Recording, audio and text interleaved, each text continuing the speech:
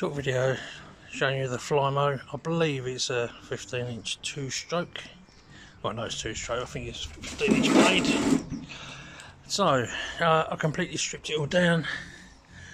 I've cleaned the deck. I resprayed the whole engine and the handles, but the handles aren't all that. You know, they're still flaking off or whatever. It's a good working order. I'll show you in a second. It's 2-stroke. I think I've already said that. The only thing with the deck is around this lip, it's worn through. Doesn't affect it at all. Still works perfectly. Cuts glass perfectly.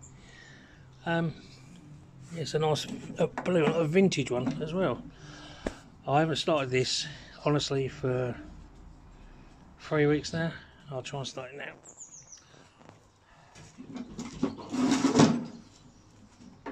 Switch it to start. Put the choke on.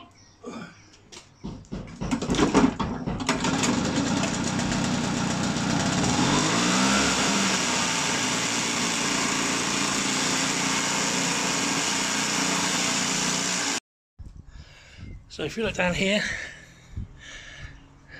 choke or cold start to the right, normal is that way.